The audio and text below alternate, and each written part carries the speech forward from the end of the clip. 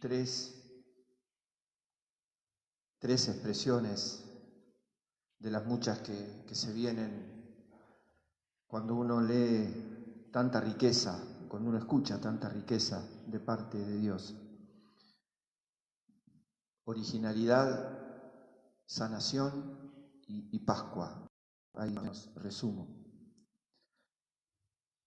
Jesús es la novedad, es el vino nuevo que necesita odres nuevos para que la predicación y la experiencia de su reino se haga presente y logre el efecto que es la salvación, la conversión, la felicidad de los hombres. Jesús es original. En el marco religioso del pueblo de Israel, tan ya cansado, envejecido, en un montón de prácticas y de legalidades y de ilegalidades y de un montón de cosas que ya cansaban y generaban por ahí una rutina fea de la fe. Jesús es el que trae la novedad, Jesús es la originalidad. Entonces la gente lo escucha y dice, este habla de una manera nueva. Este hace cosas que nadie hacía, hace todo bien, hace oír a los sordos, hablar a los mudos. La samaritana va y le dice a la gente de su pueblo, venga, vino un tipo a hablar conmigo y dice, no será el Mesías, porque por las cosas que me dijo, no será el Mesías.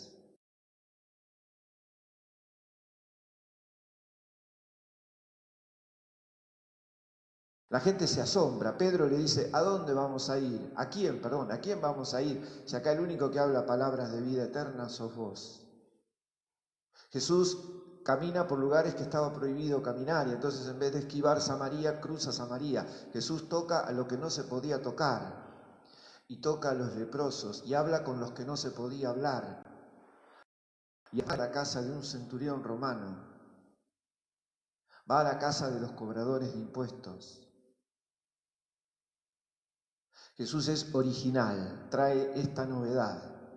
Y entonces en el ambiente en el que le toca nacer, la primera comunidad cristiana rodeada de toda la sabiduría filosófica de los griegos, de la religiosidad judía, de todo lo que significaba el Imperio Romano, de los cultos que venían de los pueblos del Asia Menor, en medio de todo eso la comunidad cristiana irrumpe con una fuerza extraordinaria porque traen la originalidad de Jesús.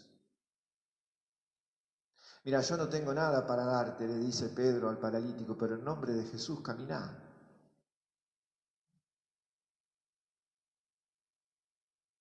Y por eso esos miedosos que se esconden el Viernes Santo después no tendrán mayores dificultades en dar la vida, porque esto es nuevo y es bueno, es buena noticia. ¿Por qué digo esto? Porque cuando Pedro, generoso Pedro, 7 veces dijo Pedro que podía perdonar a una persona. Bien, nosotros sabemos que bíblicamente y en la concepción del pueblo de Israel el número 7 significaba perfección. De hecho, el libro de los Proverbios tiene una cita muy simpática que es: el justo peca 7 veces por día. O sea, vive pecando, el justo, imagínate. Entonces Pedro viene y dice, ¿cuántas veces tengo que perdonar? 7. Y Jesús le dice, no, 70 veces. Si 7 es siempre, más que siempre.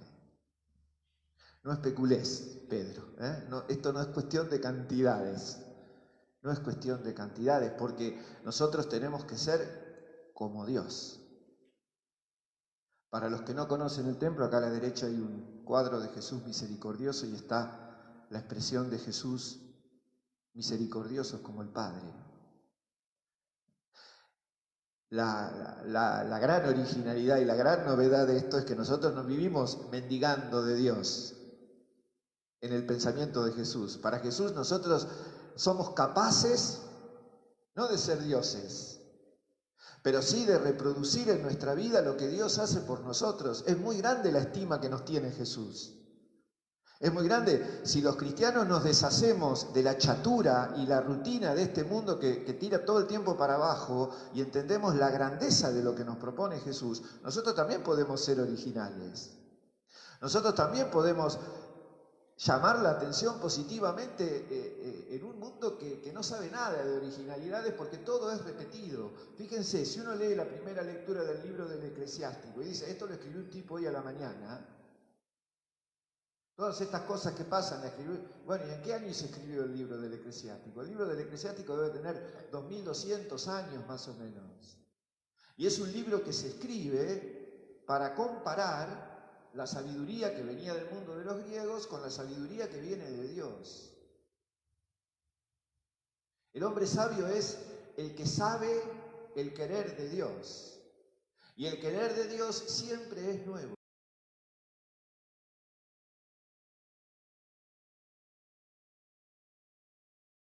Se renueva cada día para hacernos sentir su amor. Dios se renueva cada día para que entendamos su misericordia y la podamos experimentar. Y así fue siempre en la historia de la iglesia. Aún en momentos apretados, en momentos oscuros, aparecían nuevos, originales. Hoy la iglesia recuerda a San Juan Crisóstomo, siglo IV. Gracias a Dios ha quedado un montón de cosas escritas por San Juan Crisóstomo, realmente un maestro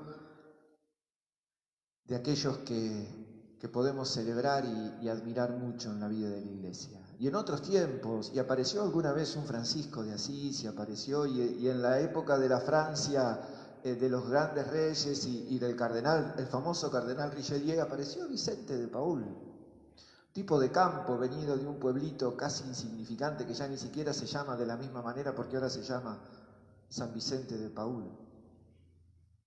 Y el que quedó en el recuerdo, y el que quedó para la oración, y el que quedó como intercesor, y el que quedó como modelo, fue San Vicente.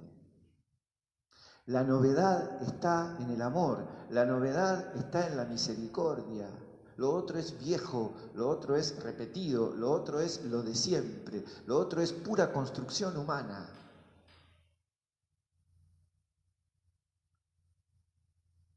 Por eso, 7 veces puedo perdonar. No, Pedro, siempre, siempre.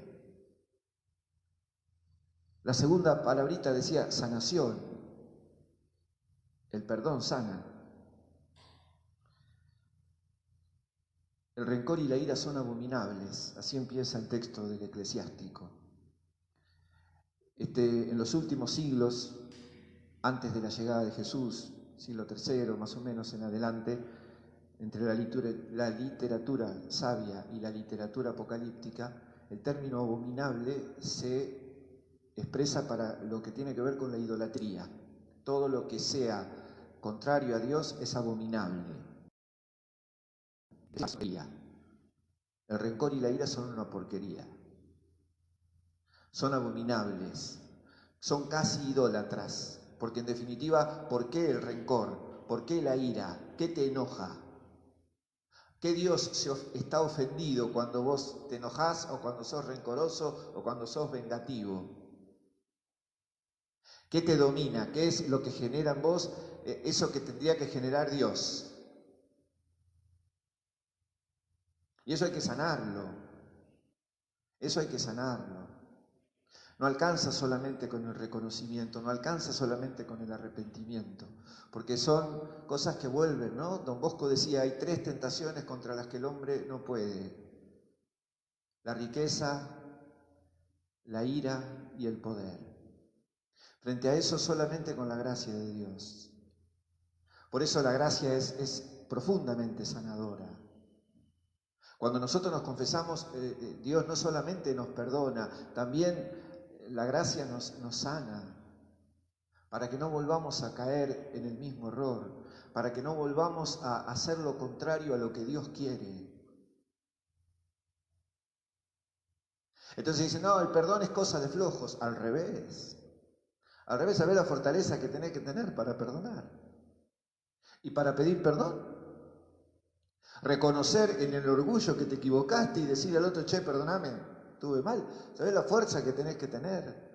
Lo flojo es enojarse y castigar y pegar y hablar, gritar. Además eso lo hace todo el mundo, no es ninguna novedad. ¿Cómo distinguís hoy a un cristiano del que no lo es? Si este es el parámetro, si la primera lectura de hoy es el parámetro, ¿cómo? Y lo tercero es el perdón es tal vez la mayor experiencia pascual de todas. Porque si la Pascua es amor, nosotros sabemos que el perdón es la máxima manifestación del amor, porque viene precedido de una ofensa. Cuando las cosas vienen bien, cuando no hay dificultades, cuando no hay problemas en las relaciones, el amor. Pero cuando hay ofensa, cuando hay daño, cuando hay herida, entonces ahí el amor trastabilla un poquito. El perdón es la gran manifestación del amor. El perdón es, bueno, me ofendiste, pero que además, y lo decía Marito anoche, la gran sanación no es solamente para el perdonado, sino fundamentalmente para el que perdona. Para el que perdona, perdonar es una verdadera liberación. Entonces, es un acontecimiento pascual. Segunda lectura, de la carta a los romanos, ¿no? Hermoso cierre hace la iglesia, no termina ahí la carta, pero la iglesia la cierra ahí después de estos 3 meses, ¿no? Si vivimos, vivimos para el Señor, si morimos, morimos para el Señor. En la vida y en la muerte somos del Señor, somos de Él, y Él nos ganó en la Pascua. Ayer nos reíamos porque Marito ilustró todo esto con una anécdota y yo también había pensado en contar otra, pero porque el tema del perdón, siempre todos somos parte de lo de siempre hay que perdonar. Hay cosas que no se pueden perdonar, los cristianos decimos eso, hay cosas que no se pueden perdonar. ¿Hasta cuándo hay que perdonar? Y a veces uno necesita ejemplos muy contundentes, muy fuertes para esto, ¿no? Entonces cuento una historia. Cuando la persona me lo contó, le pedí por favor que me dejara contarlo cada vez que se diera la oportunidad, porque me pareció, a mí por lo menos me hizo muchísimo bien y me hizo creer que se puede perdonar todo. Es un acontecimiento, sucedió en Luján. Menciono el lugar porque la señora tuvo mucho que ver. Es la historia de una señora, vive en un barrio muy, muy pobre, con su marido y sus 3 hijitas. Y un día sale a trabajar, trabajaba en casas de familia, y cuando vuelve encuentra a las 3 nenas muertas, asesinadas por el marido. El hombre va preso, ella obviamente en un cuadro muy, muy angustiante, muy difícil, termina incluso creo que en un proceso de internación. Cuando sale, bueno, ahora ya voy a usar palabras de ella. Cuando sale, dice, bueno, yo iba todos los días iba a la basílica. Iba a pedirle a la Virgen que me ayudara a perdonar. Porque yo me daba cuenta, tomaba un montón de pastillas y todo, yo me daba cuenta que la única forma de recuperar la paz era perdonando. Todos los días iba a la basílica. Y cuando vos le pedís algo en serio, esta es una organizadora bárbara. Entonces, sé que un día va al cementerio y lo encuentra al hombre. Él la ve y atina a retirarse, y ella le dice, espera un minutito, te quiero decir una sola cosa nada más. Te perdono. No se vieron nunca más. Vuelvo sobre ella. Ese día recuperé la paz. Nunca más tomé pastillas y me propuse volver a ser feliz, aún sabiendo que tenía que convivir toda mi vida con ese dolor. Y a mí me llamaba la atención esto. Cada cosa que pasaba en el barrio estaba ella. Un abuelo que tenía problema, estaba ella. Chicos, ella. Hambre, ella.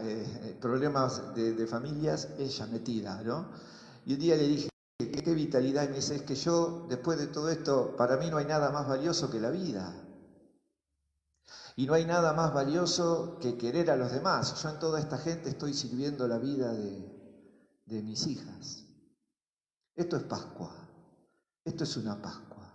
Esto es donde de la peor muerte, de la peor sensación de muerte, vos sacás vida de donde no sabés, o mejor dicho, sí sabés, de Jesús, de María. Esto es entender la dimensión misteriosa de la fe. Este es el camino de belleza de la fe. Esta es una historia hermosísima, no es una historia terrible. Más allá de todo el dolor que conlleva, más allá hasta de, ¿por qué no?, de la bronca que te pueda generar. Es una historia de vida, de alguien que entendió, por ahí sin haberlo leído nunca, la dinámica de la Pascua, la dinámica de la misericordia. Me sembrás muerte, te siembro vida. Me porfías con la muerte, te porfío con la vida. Eso es Dios. Eso es Dios. Eso es la resurrección. Y perdonar es eso.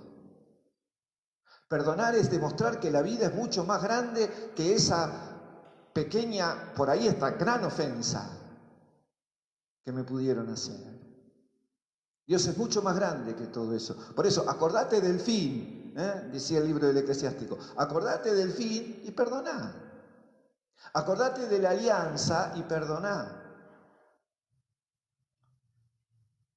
Ya me puse a gritar, como decía el libro. Dentro de un ratito, nosotros vamos a venir con nuestra vida y se la vamos a ofrecer a Dios, indignos, con nuestros pecados incluidos. Y Dios lo va a tomar como una ofrenda